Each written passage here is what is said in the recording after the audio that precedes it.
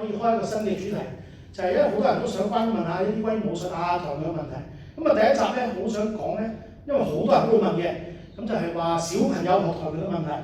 咁但係我又唔想我自己問我自己，所以揾咗個旁白嚟幫我問下。咁但係對你嚟講，你覺得小朋友學跆拳道最常見嘅問題係啲咩咧？其實小朋友最細個係幾多歲可以學咧？好睇人嘅喎，你問我就，因為嗱，首先我見過最誇張嘅 case 咧，理論上出世嗰日開始學。點解咧？有個 case 係咁嘅，嗰個小朋友個老豆就係教跆拳道噶嘛。咁然後咧，佢就出世嗰下開始話，佢話佢好勤力幫佢換片嘅，因為想幫佢拉筋啊嘛。係啦，咁然後又會不停地同佢玩一啲，即係可能佢啲玩具都係同佢玩一啲打啊、拍啊、踢腳啊嘅嘢。咁由細到大都係喺個氛圍入邊成長。好啦，咁我哋排除咗呢一個因素，即係你唔係你屋企人去教佢。咁你話一個小朋友正常幾多歲開始學？首先我覺得冇正常嘅，即係同樣問題啫嘛。一個小朋友幾多歲開始去做運動一個問題。照道理你小朋友你跑得喐得就可以做運動啦。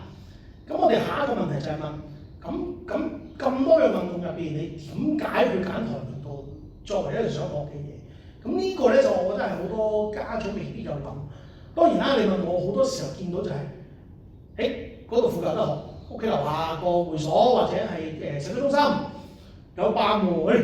總之佢收幾歲，我個小朋友啱我就去啦。因為我見多數情況係咁嘅。咁但係你話實際上個人建議咧，其實我就覺得小朋友喺小學階段就唔應該學跆拳道，甚至講得再大啲咧。喺小學階段前段啦，我當小三之前啦，即係連埋小三再來啦。其實係所有拳打腳踢嘅武術都唔可以學。咁點解咧？因為最大嘅問題就係、第一就係小朋友好難理解拳打腳踢呢件事係發生咗咩事，理解唔到。即係你對住小朋友，你作為一個教練，你又唔會兜拳打落去先啦，係咪？好啦，但係點解呢件事咁緊要咧？因為你要俾個小朋友知道出拳打人係咩一件事，同樣道理俾人打係一件咩事。但係問題係，如果你單純對一個小學甚至幼稚園嘅小朋友，你要佢掌握呢個概念咧，我覺得係好複雜一件事。對佢嚟講，佢淨係覺得你做開我咪做咯，佢唔會諗啱同錯，就係你做開我就做啊嘛。所以呢件事係好身教嘅問題，大人做嘢我咪做咯。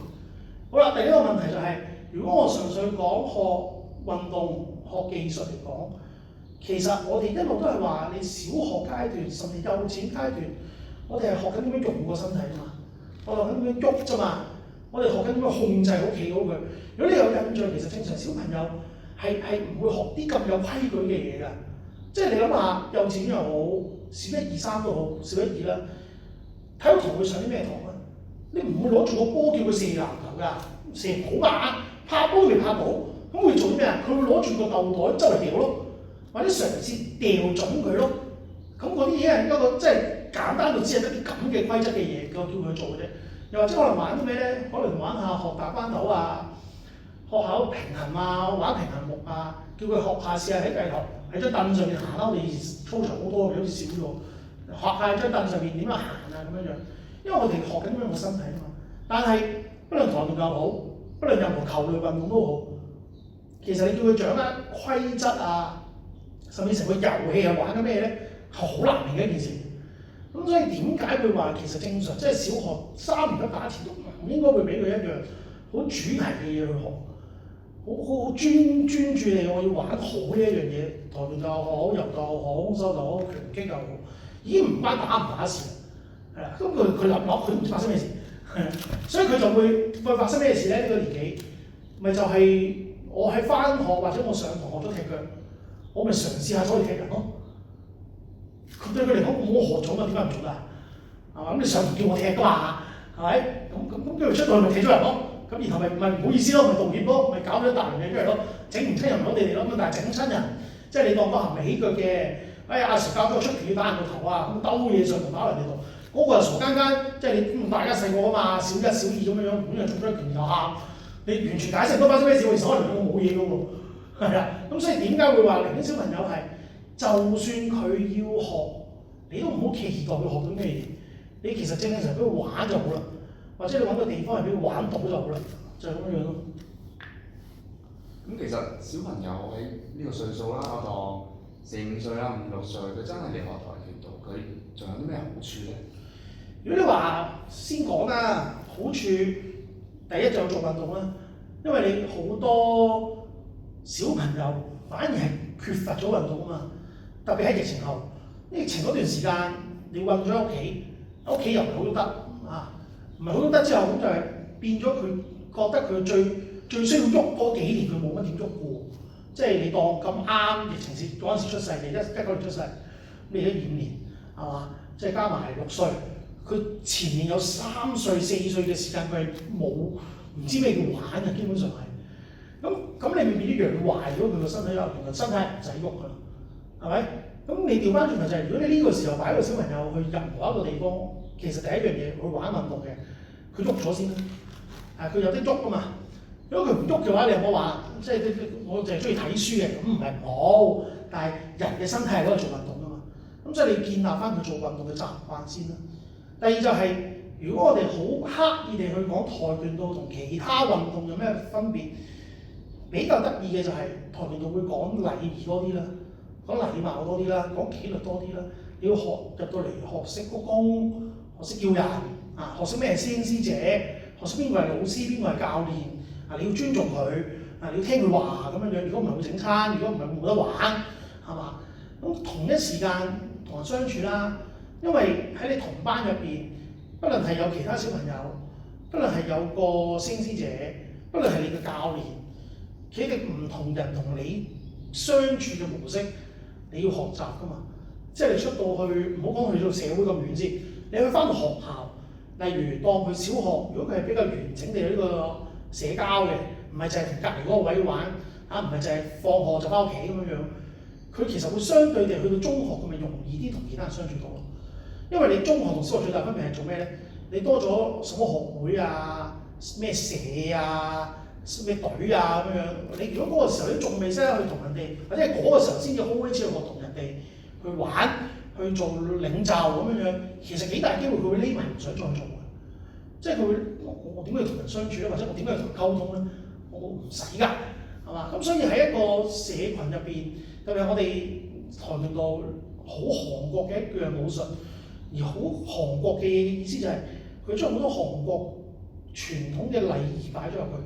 最簡單就係前面嗰個高級過你，你要聽佢講嘢；前面嗰個高級過你，你對佢有禮貌；前面嗰個高級過你，佢講嘢你值得去參考，好尊重人哋。調翻轉，你係高級過人哋嘅時候，你要照顧人哋；你係高級過人哋嘅時候，你要教識佢，而唔係純粹係我叻我勁你渣你走開，唔係呢一種。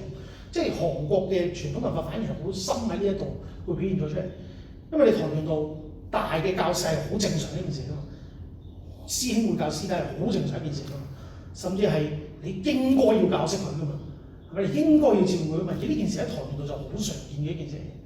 所以你話如果學跆拳道同其他運動比，反而就只係學咗呢一啲好多喺學校或者喺屋企都好難教而好想有嘅嘢，就係咁啦。咁你講到高級咧，我見到其實而家好多小朋友啦，可能8歲、9歲咧，我見到好多都升到黑帶。咁其實跆拳道嘅黑帶係要練幾耐先升到嘅咧？嗱，如果你話計明文規定，所謂嘅明文規定啦，我哋攞翻跆拳道百科全書，初中開始個時間，其實入唔使耐嘅啫喎，年半就得嘅嘞喎。不過問題係，佢用年半去定咧。係講緊你嗰1年半入邊1個禮拜上5堂，你每日係上6個鐘頭。如是者即係1個禮拜上5堂，即係翻工咁翻啦。朝頭早練3個鐘，夜晚練晏晝練3個鐘咁，夜晚休息咁樣，然後持續1年半，咁佢就可以升到黑帶啦。計數係咁計嘅。咁但係問題冇人做呢個位㗎嘛，係啦。咁所以你其實你將呢個時間你乘翻出嚟咧，就大概知道快嘅好睇，你1個禮拜上幾多堂。快嘅其實可能你3、5年內係應該會升到嘅，正常地咁樣講。好啦，但係問題係黑帶唔係用時數換翻嚟㗎嘛，黑帶或者任何一級嘅帶，任何一級嘅色帶，佢係考試考翻嚟㗎嘛。我哋更加要諗嘅係究竟佢考試內容個內容有啲乜嘢啊嘛。例如，如果佢係考試嘅話，佢個考試係應該要做到 A， 可能佢要打啲拳出嚟嘅，或者 B 佢可能係要做啲技術出嚟嘅咁樣樣，甚至 C 可能係佢要同人對打，要表現到某啲嘢出嚟嘅。咁佢做唔做到咧？係啦，即係呢點係值得諗嘅。而問題係幫佢諗呢一點做唔做到個人就係個考官啊嘛。係啦，咁我哋會有少少疑惑就係、先唔好理大定小朋友，其實任何一個人攞到一條帶，我哋最正常會諗嘅係咩咧？唔知你點諗啦？我如果覺得例如我見到空手一帶，我就覺得佢應該要識晒空手道嘅嘢咯，基本技術你要識咯。甚至你話到俾我聽空手道係咩嚟咯？如果唔係，你點解會嚟一個黑帶咧？黑帶唔好勁嘅咩？即應該係咁樣噶嘛。同樣道理，即係如果去到一個跆拳道黑帶，如果你係講到係，我係識晒所有嘢嘅，我知道晒係咩嚟嘅，或者唔好話識晒所有，起碼識帶入邊嘅嘢我知道晒做咩嚟嘅，我係表現到俾你睇嘅，其實佢咪值得做一個黑帶咯。咁下一個問題，或者調翻轉頭去你問嗰個問題就係、咁咩年紀得咧？好睇人啊！你知呢個年代就好得意嘅，喺以前咧，其實喺啱啱創跆拳道嘅年代咧，係唔會教小朋友，因為跆拳道一開始係教軍隊用噶嘛，咁全部都係大人嚟嘅，諗咩小朋友咧？所以基本上對佢哋嚟講係冇小朋友黑帶嘅概念。再講落去就係、後尾就係話，因為教育水平高咗，咁啊普及容易咗，咁啲小朋友都會開始學跆拳道啦。喂，佢又好似真係去到個 level 喎，咁就俾佢識咯。再只不過係後面，例如我哋講緊有啲機構，佢覺得成人黑帶同兒童黑帶係咪應該分開咧？係咪大型黑帶唔應該同小朋友黑帶係一樣嘅咧？嗰陣時佢哋先分咗兒童黑帶出嚟啫嘛。咁但係你話，因為首先喺傳統 ITF 例咧就冇呢個所謂兒童黑帶嘅，你係黑帶就黑帶嘅，你理上嘅技術到要求就係嗰個黑帶。咁所以咧，你話係咪限年紀咧？冇嘅。但係如果我哋一般嚟講，你可以做到我頭先講嘅，第一，你了解晒所有技術；第二，了解晒個特質，你做到出嚟，係咪？咁你咪就係一個黑帶咯。而去到呢個年紀嘅，其實我眼見證咧就上8、9歲左右有咁嘅機會做到嘅，都係有機會啫。即係我哋都係有人，即係正常人話，啲小朋友係可以好早13歲到大陸打，但唔係一個正常例子嚟㗎嘛。咁所以你話你見到嘅例子可能係8、9歲嘅黑帶，咁我哋會問幾個問題咯。第一樣嘢，佢本身佢攞黑帶嗰個標準係咪同成人黑帶一樣？如果唔係，咁個標準爭咗啲乜嘢嘢？呢樣值得諗嘅。第二，即係話，如果佢係去到黑帶，佢係咪做到我頭先講嘅嘢？佢係咪知道晒佢做緊咩嘢？佢係咪知道個技術係咩嚟？佢係咪可以表現到俾你睇？如果唔係嘅話，佢其實係一個值得懷疑黑帶咯。係咪同樣道理㗎嘛？個個攞住大學證書，係咪個個都係大學生嘅？即係同一個問題啫嘛，就係咁解。咁小朋友學跆拳道其實喺佢嘅身體嘅發展上啦，即係話練啲肌肉啊，或者練啲空間感啊，同其他運動有咩分別啊？例如嗰啲球類運動嘅話，有咩分別啊？好，講個明顯啲嘅先。跆拳道個運動特色，好多人都知啦，踢腳多。踢腳多對其他運動嚟講咧，佢係有一個好大嘅重點，就係佢好長時間需要自己平衡，佢好長時間要單腳企。即係正常你踢得隻腳，即係一隻腳拎起咗係咪？一隻腳你做乜就得翻隻腳企喺地下咯？咁所以喺跆拳道嘅學生嚟講，普遍嘅平衡嘅感覺，甚至係平衡力本身會比其他運動好。而我哋當個平衡個感覺好嘅時候咧，你去玩一啲要同人哋有對抗性嘅運動咧，相對個表現會比較好嘅。因為你出去例如打籃球，你平衡好，其實就係話你跌落地嗰下，或者你跳高落地嗰下冇咁易整親啫嘛。甚至係去到個地步係你跳起嘅時候，因為你平衡好，照到你嘅核心肌群嘅力量會比較好。咁我哋講緊例如喺一啲做凌空嘅動作，講緊嚟跳起射波、打籃球，你好難可以令到你自己個軀幹穩定到你射波動作唔會走樣啊嘛。咁如果你係本身有一個咁強嘅核心肌群嘅時候，咁照道理你玩呢啲會跳起嘅表現，咪唔會咁差咯，或者唔會差啦，唔好話唔會咁差啦。咁呢個係有優勢嘅。好啦，其次亦都係同隻腳有關，因為咧喺好多嘅唔同類型嘅武術入邊啦，例如你講泰拳或者 boxing 咁樣，佢哋好常做嘅一樣嘢就係咧，我係用開右手，我就一定係右手拉後邊㗎，右手嘅其他拉後邊嘅。但係你玩跆拳道，因為你一起腳，你基本上就會轉咗隻腳，所以你會好慣係兩邊嘅左右平衡，即係我右腳同左腳，哪怕我一定係有一邊好啲，一邊差啲，但我好慣兩邊都會做到對應嘅動作。而呢件事咧喺好多運動都做唔到嘅，即係當又講打籃球，你打籃球用開右手射波，其實好難都用左手射波嘅，係啦。咁但係如果我哋玩跆拳道嘅人，其實你要轉左右邊咧，就相對冇咁困難嘅。比其他人會容易啲上手。如果我哋深信一件事，左右邊嘅身體係兩邊嘅腦控制嘅話，咁我哋喺左右邊嘅運動發展，即係我因為右腳有練過，我左腳有練過，理論上對我個腦部嘅左右腦嘅刺激係一樣嘅。咁啊，即係話，當我將呢一樣嘢換落去做其他運動嘅時候，我咪比其他人有優勢咯。因為我左右腦嘅發展都會比其他人好嘛。好啦，再講到喎，頭先提過一樣好得意嘅空間感。你話係咪真係好咧？理論上應該要好咗嘅，但係眼見咧就未必個個成事。點解會咁講？最重要係喺搏擊運動，我哋會面對一個喐緊嘅物體，即係你個對手。你要將你嘅招式，例如你隻腳踢中一個喐緊嘅物體，呢一件事係涉及好多嘅範疇，例如就係你對眼，佢喐緊嘅時候，你能夠知道佢喐咗幾多，喺你幾近，或者你隻腳幾耐先去到目標，呢一啲嘢係內見嘅，係經驗磨翻嚟嘅。而呢一樣嘢嘅好處，理論上如果佢好咗嘅話，咁例如佢打波咪應該會好咗咯。舉例，因為例如你當玩羽毛球，你唔係用隻手去打個波噶嘛，你仲要係個波落緊嚟嘅時候，你總之攞啲拍要去打中佢嘅話，呢一個計算嘅過程咪就係你平時如果做搏擊運動訓練嘅時候應該要練到嘅嘢咯。好啦，但係點解頭先會留咗一個附註話唔一定係咁咧？因為理論上講係唔一定係咁。有陣時就係有啲規則上太保護嗰啲學員，即係唔一定關小朋友事。舉例，我一踢腳，我踢唔腳，如果我踢唔中你，或者我踢得太埋，通常而家嘅選手經常考慮做咩咧？我攬住佢手咯，唔俾佢喐。咁點解？因為裁判就會分翻開，咁我就可以再嚟過啦。咁你即係有咩唔好處咧？個唔好處就係佢冇咗嗰個會失敗嘅風險啊。相對地，原來我踢唔到腳，我咪攬住你唔俾你踢咪得咯，或者我咪唔怕錯咯，係嘛？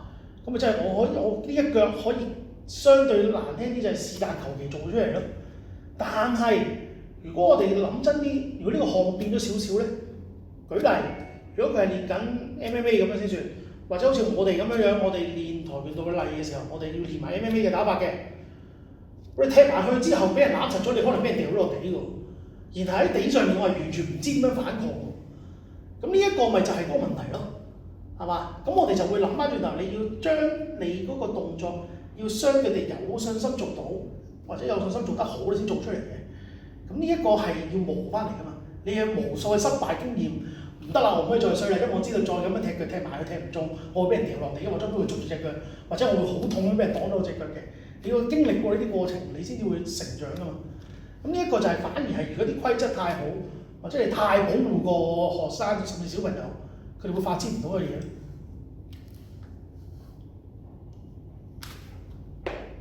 我見咧而家好多小朋友咧，其實佢哋學任何嘅運動啦或者興趣班啦，佢哋做任何動作嘅時候，第一個反應就係話我做唔到，或者話我唔識做。咁我見而家小朋友係好冇自信嘅，即係而家嗰啲4歲啊5歲嗰啲小朋友。咁其實跆拳道有冇啲乜嘢可以幫到佢話建立翻應有嘅自信出嚟咧？嗱，我哋好睇幾樣嘢嘅。首先第一樣嘢就係呢個某程度文化問題嚟嘅，即係你話低自信呢一件事。文化問題嘅意思就係我哋喺東方人嘅社會，東方人嘅社會、亞洲人嘅社會咧，本來就傾向係冇乜自信嘅。我哋由細教到大都唔係想你太有自信咁樣去做嘢。咁但係如果調翻轉歐美社會，特別係美洲、美國、加拿大咁樣樣，佢哋學嘢嘅方法就係好鼓勵，不論你做成點都好，我都係讚咗先嘅，好令到你會有成功咁去做嗰樣嘢嘅。咁導致佢哋就係唔緊要啊，我係咪都試咗先啦？係咪玩有得玩就得㗎啦？我係咪都會試咗先？好啦。所以呢一個係，就算喺香港，你都有機會會見到，可能有啲小朋友本身，例如佢讀過中學校啊，或者屋企人喺外國回流翻嚟啊，咁咪會容易啲係有自信嘅咯。好啦，如果我哋排除咗呢一件事，我哋純粹講上堂能唔能夠幫佢建立自信咧？我哋有兩點嚟諗嘅。自信呢樣嘢，基於佢過去，自信其實基於佢過去嘛。咁但係你嗰個問題係。唔係喎，但係例如你咗係未學過，唔係喎，我嗰啲動作係未學過喎。成功一定係因為嗰個動作啦而成功。成功唔一定係因為就係一個動作一啲嘢成功㗎嘛。舉例，可能就係我就係肯聽老師話。舉例呢件事我就係肯聽老師話，或者呢件事可以係一個老師叫我做乜我都做得到。或者，所以今次叫我做乜你都做得到。所以今次老師呢個都係個成功嘅經驗嚟㗎嘛。甚至係，就算佢諗唔到，你可以嘗試咁樣。甚至係，就算佢諗唔到，你可以覺得你做唔到咧？你係信唔過你自己定係信唔過你？如果你覺得你做唔到咧，你係信唔過你自己定係信唔過你？教練話到俾你聽，即係你嘅教練話到俾你聽，你咪會嘗試。其實你應該做，或者你可以鼓勵佢去嘗試。你咪會嘗試，或者你可以鼓勵佢去嘗試去做。好啦，第二種情況就係，其實有陣時佢哋缺乏自信咧，係因為想逃避懲罰啊嘛。嗰啲懲罰唔一定係。唔俾你食嘢，唔俾你玩住住，可能個懲罰就只係你鬧咗佢乜你咁渣嘅，或者就係點解咁蠢嘅啊？呢件事好常聽啦，係咪香港近年叫好咗啲㗎啦，少咗啲。咁但係如果我哋調轉就係話喺上堂嘅時候，你能夠正向啲話俾佢聽，你要信你自己做到，或者係舉例嗰個動作，我哋可以將佢拆分細啲，每一步每個小動作嚟做好佢先。喂，你覺得出唔到拳頭，不如你試揸實拳頭先。喂，拳頭揸實喎，點解你覺得出唔到咧？你試拉好啲啊，拉好啲啦嘛，你拉得好咁咪即係放翻前啦，係咪？咁你放前嗰日轉埋手出，你咪出拳咯，係嘛？我哋用呢啲小動作去建立佢自信嘅翻嚟啊嘛。最特別一點咧，反而係因為零零丁丁咧，跆拳道咧就有兩樣嘢咧，就好鼓勵人哋自信爆棚嘅。第一就係踢靶。我哋咧跆拳道嘅靶咧就唔知點解咧特別響嘅踢落去，咁又唔知點解咧小朋友踢中啲好響嘅咧，不其實唔係小朋友，大人都係啦。踢完之後咧就覺得自己好勁嘅，即只要佢個靶好大聲，就覺得自己好大力㗎啦。哪怕大家知唔關事啊，咁但係咧咁嗰個係一個自信建立嚟。哇，好犀利啊！我一腳踢埋去，會嘈到你聾㗎咁樣，咁係一個自信嘅建立嚟嘅。再誇張少少就係我哋會有啲木板㗎嘛，即係我哋有陣時佢哋考試會爆板㗎嘛。咁佢哋爆板，或者我哋點解考試會想個學生爆板？其實就係話俾佢聽，你係可以做到呢一樣嘢噶嘛。爆到固然好，話到俾佢聽，喂，其實你嘅力量一下就打一塊板咁多，你覺得你信唔過自己咧咁樣。咁爆唔到係咪差咧？唔係，爆唔到板通常係咩情況咧？第一，我哋可以好直接地睇到，究竟個小朋友係咪用盡全力咁樣打先。有好多時候。我哋如果俾小朋友考試嘅板通常薄少少，佢爆唔到嘅最大原因係因為佢一開始已經驚啊嘛，係嘛？咁但係你點樣會唔驚？你做過咯，打落去又唔係真係咁痛啫，打落去咁佢唔爆，咁咪試下打爆佢咯，係嘛？你唔需要好刻意地，哎呀你爆唔到啊，哎呀有冇事啊？使唔使錫翻啊？使唔使敷冰啊？諸如此類，你咁樣嘅時候，佢咪會覺得哦爆唔到板你要驚㗎。但係我哋調轉頭，我哋就其實你爆到板。就算你爆唔到咁點啊？個事實出現咗，咪就爆唔到咯。咁點啊？咪練到自己爆到個位置咯。咁呢一個都係一個建立自信過程嚟啊嘛。咁相對就其他武術就真係冇乜啦。即係泰拳你好地地唔會見佢走去踢板嘅，我就見到播球踢樹嘅啫。係啦，就但係都播球以外，我都冇見過其他人走去踢樹啦嚇，係咪？咁其次你話例如其他運動嘅，我又唔覺得佢突然間做呢啲嘢啦，係咪？即係。打排球會嘅打爆個波㗎嘛，踢足球會嘅射穿個網㗎嘛。以前我睇足球小將就想，但係知唔得㗎嘛，係啦。咁但係嗰個一下由一件事完整變成打爛佢，係心理學上係好爽嘅，係咪？你都係可以打破一件事好爽嘅。咁當然啦，你唔會想佢屋企打個杯啦。咁咁但係你唔想佢嗰個破壞變成屋企發生嘅話，咁喺跆拳道咪可以舒緩咗佢呢件事咯。佢想破壞一樣嘢嘅滿足感咯。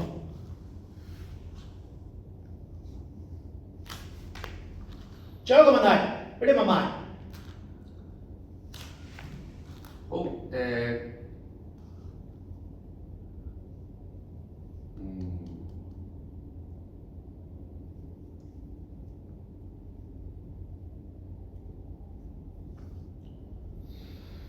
打搏擊安唔安全啊？我都想問嘅，但係諗緊點樣問？我就係諗緊呢個問題。小朋友學搏擊咯，或者OK， 好多家長咧都覺得搏擊運動咧好危險嘅。咁其實應唔應該俾小朋友咁細個開始練類似嘅嘢嘅咧？嗱，我試下當問問題咁問啦。點解搏擊係會覺得搏擊運動呢件事會覺得危險咧？我諗佢哋嘅印象就係話拳打腳踢，打落個頭度咁會流血，但係踢落個身度佢可能會骨折或者暈低諸如此類啦。係，咁就係骨折暈低啫，係咪？真係喎，我哋見到呢啲嘢啦。好，咁如果游唔到水會點啊？游唔到水就浸親啦。咁點解家長仲會俾小朋友學游水咧？因為佢哋想要佢學一個叫做求生技能。其實呢件事就係同樣答案嚟啫嘛。即係我哋如果對佢細緻啲咁樣諗，拳打腳踢危險，真係危險，所以點解有護具？係啦，不論 ITF、WTF 都好啦，邊護具都係攞嚟保護你自己嘅。咁問題係，佢危險係咪就唔使學咧？係嘛？即係頭先個問題啫嘛。係咪我呢一世人唔落水咁咪冇事咯？係嘛？咁我咪唔使學游水咯。咁但係你就係你會缺少咗一個，如果你要落水嘅時候，你點樣自己救自己嘅技能咯？講真，我哋就算住喺香港係咪圍住個海㗎啦？咁啊，你其實好少聽人浸親嘅，好少每天聽到都冧船嘅，好少每都會跌咗落海嘅一個人，正常係咪？咁咪代表游水冇用啊？正常唔會啦，你正常都唔會咁諗啦。即係就唔知點解我呢個時候就好多人突然間好清醒嘅咯，就覺得係咯，游水要安全啊嘛，要學識自己啊嘛，身體健康擺其次。即係聽最多係學游水，當然有一班家長會係想小朋友學游水係為咗學游水去比賽呢件事嘅，正常。咁當然都會有班家長會想小朋友學打拳係為咗比賽都有，但係問題係本身呢個技能係一個求生技能嚟啊嘛。雖然講到好似好誇張，但係調翻轉頭問啦。你覺得跌落水浸親機會比較大啊，定係無端喺條街度俾人打嘅機會比較大咧？俾人打，其實俾人打嘅機會大好多嘅，因為周街都係人啊嘛，但係唔係周街都係水啊嘛，咪浸得死你嘅水啦，仲講緊係嘛？咁呢個係一個好大嘅比較嚟㗎嘛。仲要講緊難聽啲咁講，好現實情況，唔講外邊啊，我講香港啫。精神壓力咁大，你真係香港無端端隨街係可以亂咁打人喎，唔係偶發事件嚟㗎喎。常見嘅喎，爭在係有報定冇報嘅啫喎，係嘛？又或者未必關你事嘅，你隔離兩公婆鬧緊交，突然之間開始立嘢打人，佢唔見執嘢俾人㗎嘛？咁你作為食客或者路人，當然第一個決定係走嘅。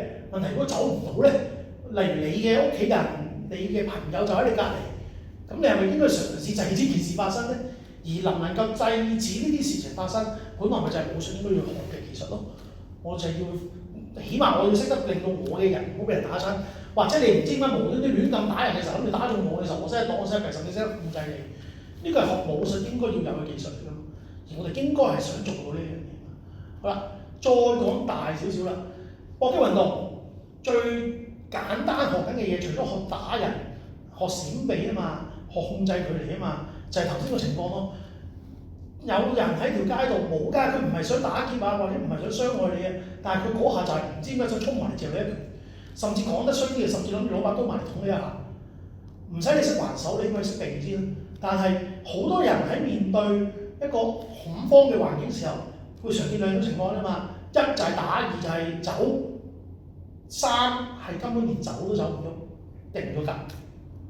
係啦，佢係屬於一個驚嘅情況，俾唔到反應，定咗喺度，唔出奇嘅喎。對佢嚟講就係佢都唔知要做乜，咁咪突然之間俾人打咗後，或者俾突然間俾人捅咗一刀，係嘛？咁呢一個就係學武最大嘅關鍵，我就算講緊唔使要控制對手，我識真係點樣保護自己。而保護自己嘅嘢可能就好簡單，你見到有人疑似對住你有一個威脅，你唔使識打佢，你都識點樣閃開先啦，係嘛？如果唔係嘅，你都未閃開，你唔會不斷俾人打電話，你要講道理㗎嘛，你死咗啦，係咪？講咗一句好難聽嘅説話，咩人會同你講道理？就係佢覺得佢打你唔過嘅時候，佢先同你講道理㗎嘛，係咪？佢打得你過勝嘅時候，佢都唔會嘗試同你講道理嘅，好原始社會嘅諗法，係咪？但係現實係咪咁？好多戲啊、影視作品都會咁解釋㗎啦，你咪報警咯，好多警嚟睇你條命喺邊度，好多警嚟睇你拉到對面嗰個人，係咪？你喺香港好容易做到啫嘛，甚至拉到又如何？拉到原來係啊，佢原來係精神有問題嘅，佢過佢唔入㗎，咁點啊？你係俾人打咗拳喎，你係好和平地俾人打完之後係啊，我咁點啊？我揾警察拉佢咪得，拉完佢之後佢係咪冇事咯？人哋出嚟再打佢兩條吹咩？因為佢梗係出嚟冇事㗎嘛。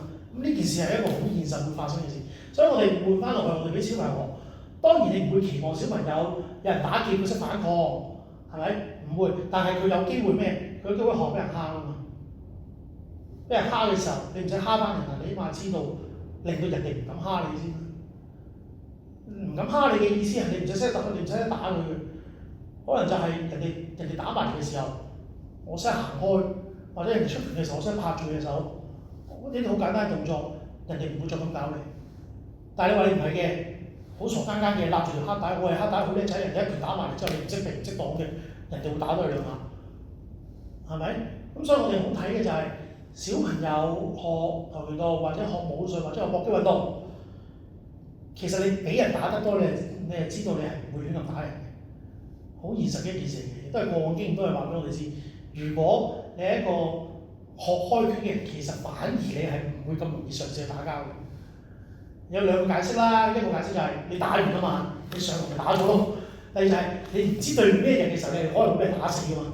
係啦，變咗個心態就係、我係唔會咁容易同人打嘅。我見過好多學任何武術都係，只要佢學慣咗，其實佢就唔會咁容易同人打落去。咁咪就係做到佢唔會蝦霸霸嘅個效果，亦都唔會俾人蝦翻轉頭。就係咁啦。咁今日差唔多啦，我哋講關於小朋友嘅問題，有冇諗住下一集有啲咩講啊？下一集講啲技術問題啦。係咪真係啊？係啊，跆拳道技術啦。好啊，咁如果你觀眾如果有其他問題想問嘅，就不妨留言啦，講俾我哋聽，有啲咩想知想講嘅，就睇我哋可唔可以覆到你啦。咁啊，今日到呢度先，我哋下次再見。